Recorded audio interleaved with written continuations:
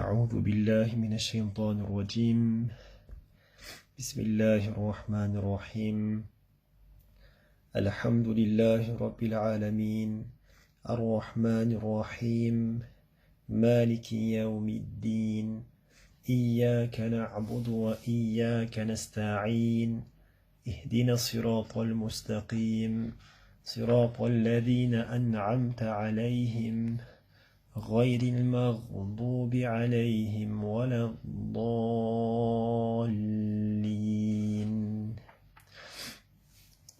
آمين صدق الله العظيم.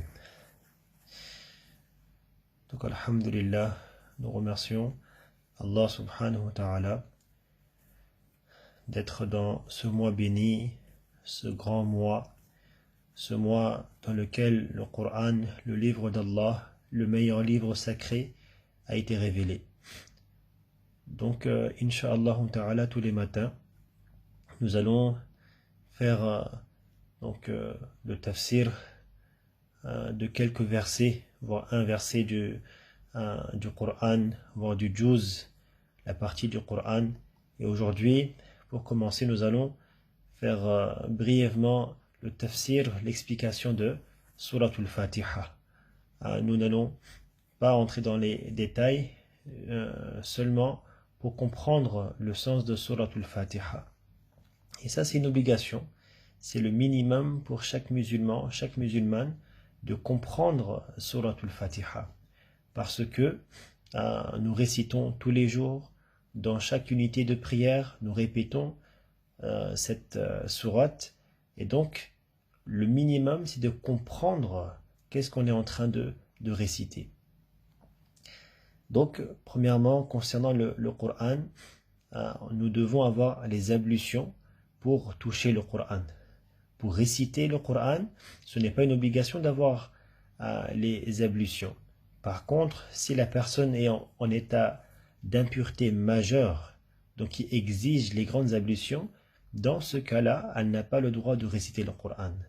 Ensuite, donc avoir les ablutions pour toucher le Coran, et avant la récitation du Coran, de réciter A'udhu billahi minash shaytanir rajim et Bismillahir rahmanir rahim. Pourquoi? Donc on demande protection, on demande à Allah subhanahu wa ta'ala de nous protéger contre shaytan. Et deuxièmement, Bismillahir rahmanir rahim. Donc avant chaque action, nous prenons le nom d'Allah subhanahu wa ta'ala. Donc lorsque je lis le Coran et je dis Bismillahir rahmanir rahim, le sens veut dire que je lis le Coran avec le nom d'Allah. Par exemple, j'ouvre la porte et je dis Bismillah, c'est-à-dire j'ouvre la porte avec le nom d'Allah. Avant de conduire, je dis Bismillah, c'est-à-dire je conduis avec le nom d'Allah subhanahu wa ta'ala. Donc là, nous commençons avec le nom d'Allah. Pourquoi? Parce que nous avons besoin de son aide. Sans son aide, je ne peux rien faire. Nous ne pouvons rien faire. Et ensuite, Allah subhanahu wa ta'ala commence par Alhamdulillahi Rabbil Alamin, qu'on traduit par toutes les louanges. Toutes les louanges appartiennent à Allah subhanahu wa ta'ala. Allah subhanahu wa ta'ala a dit Alhamdu. Allah n'a pas dit Al-Madhu ou ni Ashukru lillah. Alhamdulillah, les louanges. Allah subhanahu wa ta'ala, il commence par Alhamdulillahi Rabbil Alamin. Parce que lorsque je me réveille, la première chose, je remercie Allah. J'ouvre les yeux, Allah subhanahu wa ta'ala, il m'a donné encore une nouvelle vie, encore une nouvelle journée. Je remercie Allah subhanahu wa ta'ala. Qui suis-je? Et Allah subhanahu wa ta'ala, et toute ma vie, depuis le début et jusqu'à la fin, je reçois les bienfaits d'Allah subhanahu wa ta'ala. Donc il y a ce qu'on appelle al-madh. Al-madh également, madaha veut dire également louer. Mais il y a une différence entre al-hamd, al-madh et al-shukr. On pouvait dire également al-shukr. Wallah, je te remercie, je suis reconnaissant envers toi. Mais Allah a dit al-hamdu. Pourquoi? Parce que dans al-madh, on dit genre ça c'est pour al-fi'lul ikhtiyari. Uniquement dans les actions dans lesquelles où il y a un choix. Par exemple, regardez un exemple, al-madh. Al-madh, c'est uniquement, par exemple, on peut dire, si je vous donne un exemple, je dis que Zayd est généreux. Zayd est généreux, donc c'est son choix. Il peut être généreux et il peut ne pas être généreux. Donc, al-madh s'applique dans les actions, dans lesquelles où il y a un choix. Et également, par exemple, si je dis Zayd est beau, la beauté de Zayd n'était pas son choix. C'est Allah subhanahu wa ta'ala qui lui a donné donc cette beauté. Donc al-madh s'applique dans les deux cas. Alors que al-hamd, c'est uniquement lorsque la personne a le choix. Et Allah subhanahu wa ta'ala, il a le choix dans chaque action. On ne dit pas, par exemple, que Allah subhanahu wa ta'ala n'a pas le choix dans telle ou telle chose. Allah subhanahu wa ta'ala, c'est lui le maître, c'est lui Malik, c'est lui le roi, c'est lui le maître, c'est lui qui contrôle tout. Également, on ne dit pas le shukr. Pourquoi on ne dit pas shukr, le remerciement à toi ou Allah, que tous les remerciements. Je remercie quelqu'un lorsque je reçois une faveur. Mais si je ne reçois pas une faveur, si je ne reçois pas de ihsan, de faveur, je ne remercie pas cette personne. Et Allah subhanahu wa ta'ala, que Allah me donne une faveur ou non, dans tous les cas, je dois remercier Allah subhanahu wa ta'ala. C'est ça la différence avec Alhamd. Alhamdulillah. Et si Allah subhanahu wa ta'ala n'avait pas enseigné à Nabi sallallahu alayhi wa sallam comment remercier Allah, personne n'aurait su comment remercier Allah subhanahu wa ta'ala jusqu'au jour de Qiyamah. Donc Allah a révélé Alhamdulillahi Rabbil Alamin. C'est la meilleure manière, la meilleure façon de remercier Allah subhanahu wa ta'ala. Et ensuite Allah subhanahu wa ta'ala donc nous dit Lillahi Rabbil Alamin. Donc toutes les louanges à Allah. Et qui est Allah? Allah c'est Rabbil Alamin, le maître, le Seigneur, on traduit en arabe le Seigneur des univers. Mais Rabb, c'est pas un mot qu'on peut traduire par Seigneur. Rabb, ça vient, comment on dit, Rabb, c'est Seigneur, c'est le maître, c'est l'éducateur. Allah subhanahu wa ta'ala, il prend soin de chacune de ses créatures, depuis le début jusqu'à la fin. C'est ça la définition de Rabb. Et Allah subhanahu wa ta'ala, il n'est pas uniquement le Rabb, le maître, le Seigneur, l'éducateur de l'être humain. Allah, il prend soin de l'être humain. Allah, il a créé les anges, il prend soin des anges. Allah, il a créé les djinns, Allah, il prend soin des djinns. Allah, il a créé les animaux, Allah, il prend soin des animaux. Les insectes, la végétation, la lune, le soleil, les étoiles, toute la création d'Allah subhanahu wa ta'ala, des planètes, les galaxies, et Allah subhanahu wa ta'ala, il crée et il prend soin, comme l'être humain, d'une goutte jusqu'à ce qu'il grandisse, il devient fort, jusqu'à la vie, jusqu'à la fin. Allah subhanahu wa ta'ala le nourrit, Allah subhanahu wa ta'ala s'occupe de lui, Allah subhanahu wa ta'ala, et c'est pas une créature, des milliards et des milliards et des milliards de créatures. Nous, on ne connaît même pas combien de créatures dans ce monde, dans cette galaxie, dans cet univers. Allah subhanahu wa ta'ala, c'est lui qui s'occupe de tout. Allah subhanahu wa ta'ala ensuite nous dit Ar-Rahman, Ar-Rahim, le tout miséricordieux, le très miséricordieux. Ar-Rahman et Ar-Rahim, ces deux mots, le sens de les deux attributs d'Allah signifie la miséricorde. Mais il y a une différence entre Rahman et Rahim. Rahman, ça recouvre tout. C'est une miséricorde qui recouvre le croyant et le non-croyant. Allah il donne à manger aux croyants et également aux non-croyants. Allah il donne de l'oxygène aux croyants et aux non-croyants.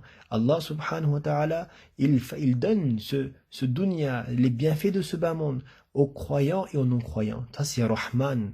Rahman, donc le croyant et le non-croyant profitent de cette miséricorde. Par contre, Ar-Rahim, c'est une telle miséricorde qui est réservée pour les croyants le jour de la résurrection. Wa kana bil mu'minina rahima. Allah subhanahu wa ta'ala dit qu'il est rahim avec les mu'minin, avec les croyants. Et ensuite, Allah subhanahu wa ta'ala nous dit Maliki yawmiddin. Maliki yawmiddin veut dire le maître du jour de la résurrection.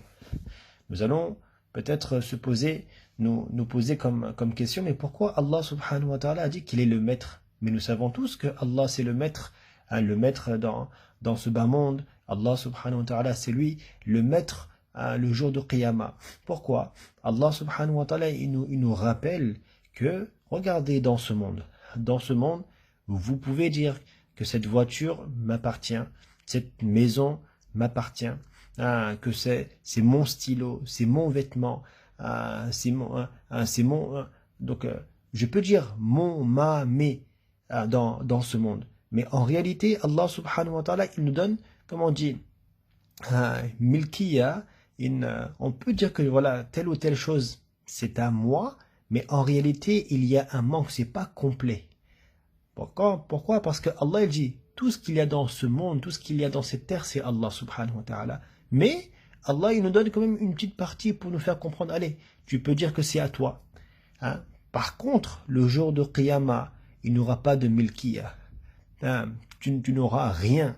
Tout ce qu'il y aura ce jour-là, ça appartiendra uniquement à Allah subhanahu wa ta'ala. C'est pour cela que Allah nous dit Maliki yawmiddin. Le maître, c'est Allah. En dehors d'Allah, il n'y a pas de maître, il n'y a pas de roi.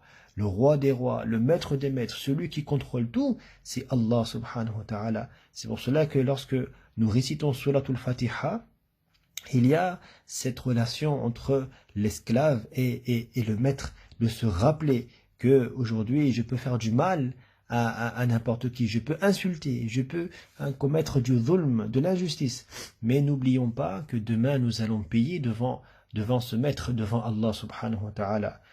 Et ensuite, Iyyaka na'budu wa iyyaka nasta'in. Allah subhanahu wa ta'ala nous fait comprendre que Iyyaka na'budu, tu es le seul ou Allah que nous adorons. On n'adore personne, on ne fait plaisir à personne, on ne contente personne en dehors d'Allah subhanahu wa ta'ala. Mon seul but, c'est Allah. Je l'adore, lui seul, sans partenaire, sans associé. Je prie pour Allah. Je ne prie pas pour un tel. Je jeûne le mois de Ramadan.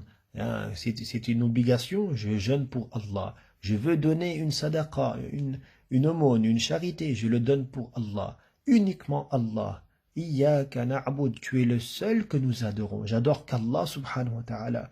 Et ensuite, wa iyyaka nasta'in, et tu es le seul à qui nous demandons le secours. Personne ne peut me secourir, personne ne peut m'aider en dehors d'Allah subhanahu wa ta'ala. Une fois, Sufyan al-Thawri rahmatullah alayh, il était en train de faire la salat et arrivé à ce verset Iyyaka na'budu wa iyyaka nasta'in, tellement il a eu peur, il était en train de pleurer et il a perdu connaissance. Il a perdu conscience et ensuite quand il s'est réveillé, on lui a posé la question, mais pourquoi? Pourquoi tu as pleuré? Pourquoi tu as tremblé lorsque tu es arrivé à ce verset jusqu'à ce que tu as perdu connaissance? Il a dit que j'ai eu peur qu'en récitant ce verset, j'ai eu peur de mentir. Parce que je dis que tu es le seul que nous adorons et tu es le seul à qui nous demandons le secours, mais est-ce que la réalité, est-ce que c'est cela? Est-ce que j'adore Allah? Est-ce que je demande à lui seul? Malheureusement aujourd'hui, lorsque j'ai un problème, je me dirige vers d'autres personnes, vers les créatures, alors que les créatures sont dans le besoin, les créatures sont pauvres. Le riche, c'est Allah subhanahu wa ta'ala. Iyyaka na'budu wa iyyaka nasta'in. Ihdina as-sirata al-mustaqim. Et après avoir loué Allah, après avoir parlé, conversé avec respect, avec l'éloge, en train de glorifier Allah subhanahu wa ta'ala, on demande à Allah subhanahu wa ta'ala, Wallah, guide-nous vers le droit chemin. C'est pas guide-moi, mais guide-nous, toute la ummah, tous les gens, vers le droit chemin. Et qu'est-ce que le droit chemin? Quand Allah subhanahu wa ta'ala dit as-sirat al-mustaqim, c'est quoi le droit chemin? On dit que le al-mustaqim, ça veut dire que c'est un chemin qui est large, c'est un chemin qui est droit, c'est le chemin le plus court, c'est le chemin qui peut me ramener vers la destination, le contentement d'Allah, le paradis. Et il faut comprendre que as-sirat al-mustaqim, en dehors de ce chemin, il n'y a pas d'autre chemin. Il y a un seul chemin pour atteindre le succès, le contentement d'Allah, et c'est ce chemin as-sirat al-mustaqim, sirat al-ladina an'amta alayhim, et Allah nous a expliqué, c'est quoi ce droit chemin? C'est le chemin de ceux qu'Allah subhanahu wa ta'ala il a favorisés. Et qui sont ces gens qui ont reçu donc ces faveurs, la faveur d'Allah الذين أنعم الله عليهم من النبيين والصديقين والشهداء والصالحين. Les prophètes, les véridiques, les martyrs, les pieux, ces gens-là ont reçu les faveurs d'Allah. Donc nous demandons à Allah subhanahu wa ta'ala ce chemin que ces gens-là ont emprunté, le chemin de Nabi sallallahu alayhi wa sallam, غير المغضوب عليهم ولا الضالين, et non le chemin de ceux qui ont encouru la colère d'Allah et ceux qui se sont égarés. Donc nous avons un seul chemin, c'est le chemin de Nabi sallallahu alayhi wa sallam. Si on ne veut pas prendre ce chemin, on ne veut pas prendre le chemin d'Allah, le chemin de Rasulullah sallallahu alayhi wa sallam, donc là forcément nous serons dans l'autre groupe, ceux qui vont subir la colère d'Allah, l'égarement. C'est pour cela qu'on n'a pas d'autre solution, il n'y a pas d'autre vie, il n'y a pas d'autre modèle que la sunna de Nabi sallallahu alayhi wa sallam. Et à la fin de Surat al-Fatiha, on dit Amin. Pourquoi on dit Amin? Amin, qu'est-ce que ça veut dire? Ça veut dire, oh Allah, accepte, oh Allah. Oh Allah, j'ai demandé maintenant, je t'ai loué, je t'ai glorifié, oh Allah, je t'ai remercié, oh Allah, je t'ai demandé la guider et de me protéger contre ceux qui ont subi la colère d'Allah et ceux qui se sont égarés. Donc je demande, oh Allah, accepte-moi, oh Allah, protège-moi. Donc c'est ça maintenant, khulasa, le résumé de Surat al-Fatiha. Qu'Allah nous fasse comprendre, qu'Allah nous fasse comprendre vraiment cette Surat al-Fatiha et qu'on comprenne que vraiment que je suis l'esclave d'Allah. L'esclave d'Allah, je vis en tant qu'esclave d'Allah subhanahu wa ta'ala jusqu'à la fin de ma vie. Qu'Allah nous donne la chance de comprendre le Coran et d'avoir cette relation avec le Coran, spécialement durant le mois de Ramadan. Wa akhiru da'wana anil hamdulillahi rabbil alamin. سبحانك اللهم وبحمدك نشهد أن لا إله إلا أنت نستغفرك ونتوب إليك سبحان ربك رب العزة عما يصفون والسلام على المرسلين والحمد لله رب العالمين.